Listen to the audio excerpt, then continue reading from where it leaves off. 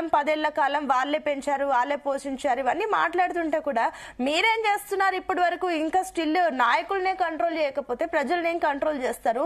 మీ drugs రహిత రాష్ట్రంగా మీరు ఎప్పుడు తీర్చిదిద్దుతారు అని చెప్పేసి కూడా ప్రజలు అడుగుతున్నారు. మరి మీరేం చేస్తున్నారు? డ్రగ్స్ ఎక్కడెక్కడ నుంచి ఇప్పుడు నాయకులు వాళ్ళ దగ్గర పాజిటివ్ వచ్చిందంటే ఫస్ట్ ఆఫ్ ఆల్ తెలంగాణలో ఎంటర్ అయింది కదా, అంటే అప్పుడు మీరేం చేస్తున్నారు? విచ్చలవిడితనంతో ఎక్కడ పడితే అక్కడ ఏ రకంగా అయితే మార్కెట్లో ఒక సిగరెట్ దొరుకుతుందో అదే రకంగా ఈ పౌడర్ అనేది ఎక్కడ ప్రతి ఒక్క చోట దొరికేదండి. అత్తాపూర్ పిల్లర్ల దగ్గర, అత్తాపూర్ జహనాం బ్రిడ్జ్ కింద కానివ్వండి, మెహదీపట్నం దగ్గర కానివ్వండి, అక్కడ బంజారాహిల్స్ లో కానివ్వండి, గచ్చిబౌలిలో కానివ్వండి, హైటెక్ సిటీలో కానివ్వండి, ఎక్కడ పడితే అక్కడ దొరికేదండి.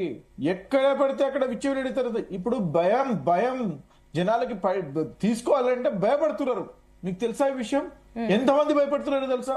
ఈ 2.5 years లో 10 సంవత్సరాలు విచ్చలవిడితనంతో మీరు అమ్మినప్పుడు దానిని కంట్రోల్ చేయాలంటే ఎంత శ్రమ, ఎంత పట్టుదల, ఎంత ట్రాన్స్పరెన్సీ, ఎంత అకౌంటబిలిటీతో చేయాల్సి వస్తుందండి.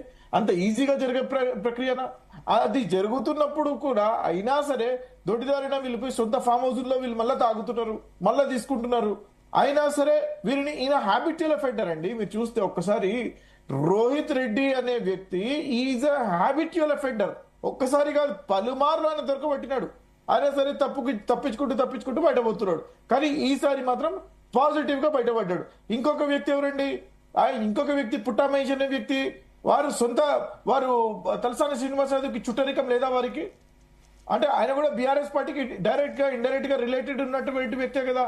అంటే నేనేం చెప్పదలుచుకుంటున్నాను అని అంటే బీఆర్ఎస్ వాళ్ళకి అలవాటు అయిపోయింది. వాళ్ళు ఎక్కడ పడితే అక్కడ డ్రగ్స్ తీసుకోవడము, ఎక్కడ పడితే అది వాళ్ళు తీసుకొని వాళ్ళకి సోర్సెస్ అన్ని తెలుసు. వాళ్ళకి ఎక్కడి నుంచి తీసుకురావచ్చు, ఎక్కడి నుంచి తెచ్చుకోవచ్చు అని చెప్పేసి. ఒక పాయింట్, ఒక చిన్న డౌట్ అండి. ఇప్పుడు వాళ్ళకి సోర్సెస్ అన్ని తెలుసు, ఎక్కడి నుంచి తెప్పించుకోవచ్చు, ఎట్లా తెప్పించుకోవాలని. మీకు తెలీదా ఆ సోర్సెస్ ఎట్లా వస్తున్నాయి, ఎక్కడి నుంచి వస్తున్నాయి, దాన్ని ఎట్లా సీజ్ చేయాలో మీకు తెలీదా? మరి ఇప్పుడు రాబడతాం. ఇప్పుడు ఆల్రెడీ జరుగుతుంది. ఆల్రెడీ మీరు చూసుకుంటే గత 2.5 సంవత్సరాలు మీరు ఏదైతే మాట్లాడారో ఎంతమంది పెడ్లర్స్ ని పట్టుకున్నారో ఒక్కసారి చూడండి. మీరు నైజీరియన్స్ ని కానివ్వండి, బయట నుంచి వచ్చినటువంటి పెడ్లర్స్ ని ఎంతమందిని పట్టుకున్నారు. సీరియస్ అఫెండర్స్ ఎవరైతే ఉన్నారో గోవాకి చెందినటువంటి వ్యక్తిని ఎంతమందిని పట్టుకున్నారు ఒక్కసారి మీరు చూడండి, మీకు తెలుస్తుంది. ఇంతమందిని పట్టుకొని పారదర్శకత చూపిస్తూ టీమ్ ఈగల్ అని చెప్పేసి స్పెసిఫిక్ గా దాన్ని ఎన్ఫోర్స్మెంట్ వింగ్ కింద వారిని పెట్టుకొని వారిని చేస్తున్నటువంటి ముఖ్యమంత్రి వర్యులు చాలా డే 1 వారు చెప్పిండ్రు, ఏదేమైనా సరే అసలు వీళ్ళని మనం ప్రోత్సహించకూడదని చెప్పేసి ఉక్కుపాదం మోపాలని చెప్పేసి వారు డైరెక్షన్స్ ఇవ్వడం జరిగింది. అటువంటి తరుణంలో ఇటువంటి వ్యక్తులు మనకి ఇక్కడ రావడము, ఇంతవరకు వారు ఏమంటున్నారంటే ఈ రోజు షోకాజ్ నోటీస్ ఇస్తారట. జరిగి 48 hours అవుతుంటే అంత క్లియర్ గా మనకి కనబడుతుంటే పాజిటివ్ మనకి టెస్ట్ వచ్చినప్పుడు వారు ఇమ్మీడియట్ సస్పెండ్ చేయాలా? ఇంకా షోకాజ్ నోటీసులు ఇచ్చి రావయ్యా మహానుభావ అని చెప్పేసి నువ్వు పార్టీకి చాలా మేలు చేసావు, నువ్వు ప్రజలకి చాలా మంచి పనులు చేసావు, నువ్వు వచ్చి ఎక్స్ప్లెనేషన్ ఇవ్వమని చెప్తారా?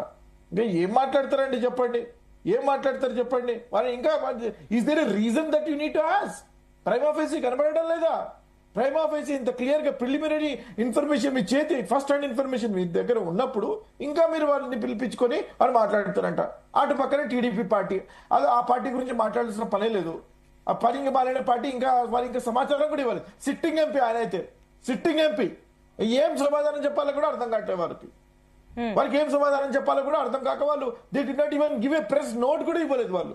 అదే వ్యక్తి రాత్రి వచ్చేసేసి ఒక మాట మాట్లాడుతుంటాడు, నేను ఊరికి అక్కడికి వెళ్ళాను, అక్కడ కూర్చున్నాను, అక్కడ డాన్స్ చేశాను, ఇంకా సిగ్గు లేకుండా మళ్ళీ వచ్చేసి మీడియా మీద మాట్లాడుతున్నాడు. వీళ్ళందరూ జైల్లో పోయి కూర్చున్నారు. ఈరోజు నేను ఏం చెప్పదలుచుకున్నాను అని అంటే, you need to understand we are very serious in terms of this information.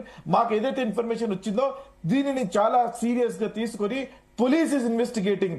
అక్కడ ఆఫీసర్స్ ఎవరైతే ఉన్నారో, ఎస్ఓటి ఆఫీసర్స్ ఉన్నారు, అక్కడ ప్రతి ఒక్క వింగ్, ఎక్సైజ్ వింగ్ అక్కడ ఉంది. We are working seriously on this. ఎవరిని కూడా ఉపేక్షించము, ప్రతి ఒక్కరిని జైలుకి పంపిస్తాము, ప్రతి ఒక్కరిని దీని అకౌంటబిలిటీ తీసుకుని డ్రగ్ పెడ్లర్స్. ఇప్పుడు ఈ విషయంలో సీరియస్ గానే యాక్షన్ తీసుకోవాల్సిందే, ఎందుకంటే కూడా దీన్ని ఎవరు ఎంకరేజ్ చేయరు. మీరు చెప్పినట్లు అది వెరీ సీరియస్. ఆల్రెడీ కోర్టు కూడా 14 days రిమాండ్ విధించింది, వాళ్ళు జైల్లో ఉన్నారు కాబట్టి సరే ఆ విషయాన్ని పక్కన పెడితే.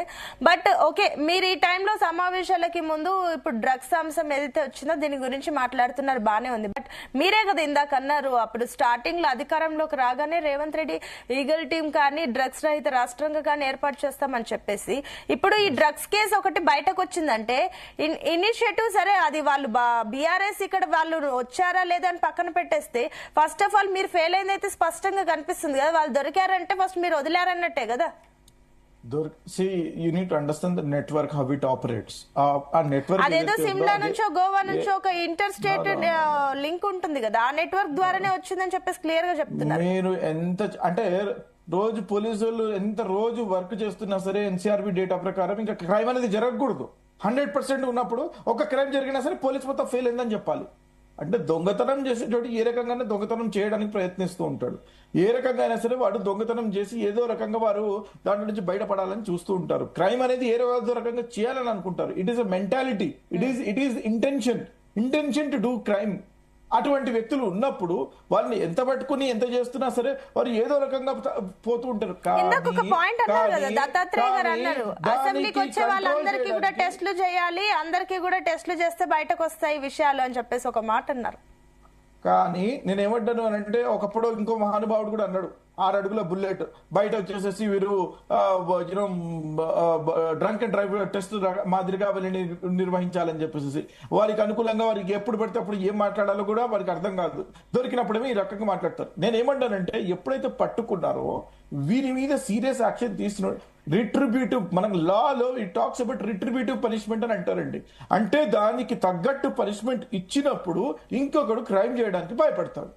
ఆ రకంగా అంటే వారికి ఇప్పుడు ఏదైతే 14 days జ్యుడిషియల్ రిమాండ్ పంపించారో he has to be moved out of the public. అతన్ని పబ్లిక్ ఏ పార్టీ కూడా ఆయన తీసుకోకూడదు, ఏ పార్టీ కూడా అతన్ని తీసుకోకూడదు. We need to give him 5 years. 5 years ఇంకొకసారి నువ్వు ఎక్కడ దొరకవు అని చెప్పేసి చూసుకున్నంత వరకు he should not be allowed in to any party. ఇటువంటి వ్యక్తులు ఏం మాట్లాడుతున్నారు మేడం, ఏం మాట్లాడుతున్నారు? Gun is using gun. అది లైసెన్స్ ఉండొచ్చు, గన్ లైసెన్స్ నీకు ఉండొచ్చు.